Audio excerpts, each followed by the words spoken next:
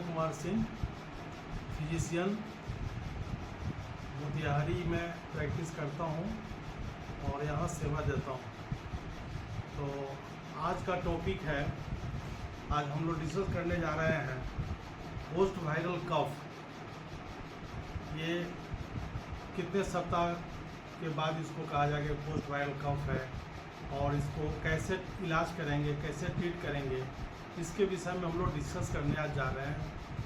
तो first of हम इसके विषय में जानेंगे कि पोस्ट वायरल कफ होता क्या है।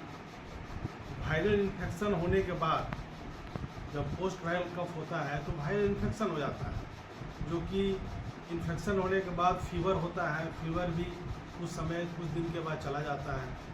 उसके बाद इसमें बॉडी पेन होना शुरू होता है, बॉडी पेन भी गायब हो जाता है, लेकिन कफ रहना शुरू हो जाता है। कफ कंटिन्यूअस रहता है, जो कि 1 सप्ताह से 2 सप्ताह, 2 सप्ताह से 3 सप्ताह, इवन मंथ तक रह सकता है। तो इसको ही हम लोग कहते हैं पोस्ट वायरल कफ।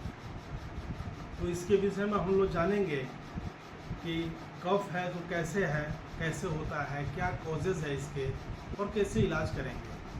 तो पहले तो हम लोग जानेंगे कि ये कंफर्म है कि 1 सप्ताह 2 सप्ताह से ज़्यादा रहता है खांसी इन्फेक्शन के बाद, उसको पोस्ट वायरल कफ कहेंगे। तो हम बात करेंगे कि पोस्ट वायरल कफ किस टाइप के इन्फेक्शन से होता है, कैसे महसूस होता है पेशेंट में और कैसे इसका ट्रीटमेंट करेंगे। तो ये हम जानते हैं कि कफ होने के बाद उसमें खांसी होगा, वो कोल्ड होगा, इन्फ्लुएंजा होगा, उसमें लक्षण सब दिखना शुरू कर देंगे। तो इसको हम फर्स्ट डिफ्रेंशिएट करेंगे कि ये लक्षण जो आ रहा है पोस्ट वायरल कफ का किसके कारण है। खांसी है तो क्यों है, इसमें किसी को सूखा खांसी होता है, किसी को प्रोडक्टिव कफ होता है, म्यूकस गिरता है। तो इसमें हम देखेंगे कि कारण क्या है, उसको पहले से अस्थमा है कि नहीं, कोई क्रोनिक कंडीशन है कि कोई बीमारी है कि नहीं, पोस्ट इन्फेक्शन कोई जैसे हॉर्सनेस ऑफ वॉइस है कि नहीं, उसका खांसी में किस टाइप का खांसी है, तो उसके अनुसार हम लोग डिफ्रेंशिएट करेंगे। और जैसे कि हम लोग जानते हैं कि इसमें कितने बहुत सारा कॉजेज़ हैं जिसके कारण होता है वायरल इन्फेक्शन। तो पोस्ट वायरल इन्फेक्शन जो है इन्फ्लुएंजा, जैसे कि common cold, bronchitis, pneumonia, bronchiolitis, croup, ये सब जो है कॉमन कॉजेज़ होते हैं बीमारी जिसके कारण माने खांसी जो है कंटिन्यूअस बना रहता है। तो इसमें हम लोग जानेंगे कि ये होता क्या है। इन्फ्लुएंजा क्या है, जैसे कि निमोनिया पहले जाएंगे। निमोनिया क्या है, इसे causes the inflammation of the sac of the lung. इसमें जो फेफड़ा होता है उसके सैक का इन्फ्लामेशन हो जाता है, सूजन हो जाता है, जिसके कारण उसमें पस आ जाता है, फ्लूइड भर जाता है और खांसी कंटिन्यू बना रहता है। और सेकेंड है क्रूप। इसमें क्या होता है, mostly effecting the children and there is swelling around the vocal cord. Vocal cord के सराउंडिंग स्वेलिंग हो जाएगा और कॉमन बच्चों में होती है ये बीमारी। तो उसमें खांसी कंटिन्यूस बना रहेगा और बच्चा जो है बार्किंग मतलब कुत्ते की तरह वो भौंकना शुरू कर देता है। खांसी में लगेगा कि कुत्ता भौंक रहा है, वैसा खांसी होता है। तो उसमें डिफ्रेंशिएट करेंगे क्या है। ब्रोंकियोलाइटिस। ब्रोंकियोलाइटिस में क्या होता है कि inflammation of the smallest air passage of the lung. तो इसमें क्या होगा, ये भी कॉमन चिल्ड्रन में ही होता है और इन्फ्लामेशन होने के बाद है कि उसमें इलाज ज़रूरी है।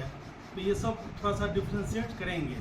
जैसे कि बात का है फेरिंजाइटिस। फेरिंजाइटिस में क्या होता है, इन्फ्लामेशन ऑफ द फेरिंग्स। उसमें फेरिंग्स में सूजन हो जाएगा, शोर थ्रोट हो जाएगा, थ्रोट इन्फेक्शन हो जाएगा, इसमें भी खांसी होगा। तो ये सब बीमारी है जो इसमें डिफ्रेंशिएशन करते हैं।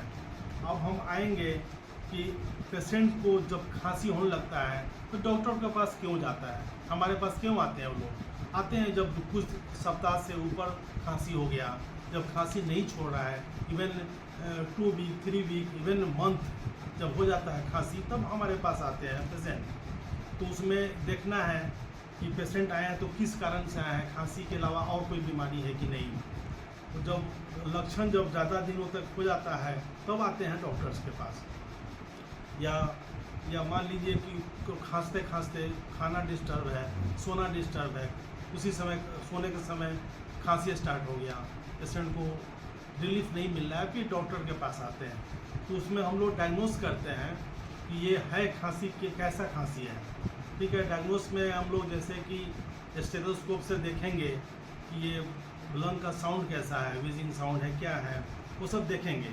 उसके बाद उसका चेस्ट एक्सरे पे जाएंगे।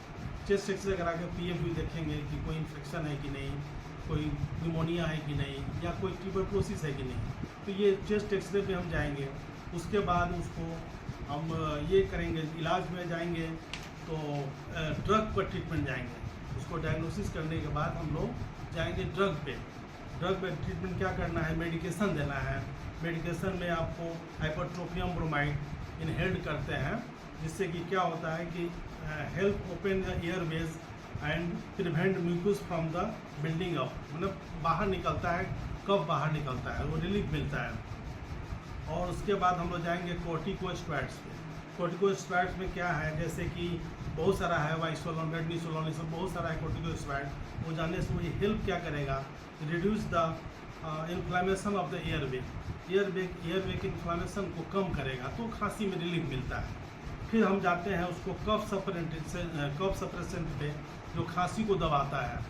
इसमें जाएंगे जैसे डेक्स्ट्रोमेथोर्फेन, ये जो है बहुत रिलीफ करता है खांसी को, खांसी रिफ्लेक्स को करता है, रिलीफ करता है।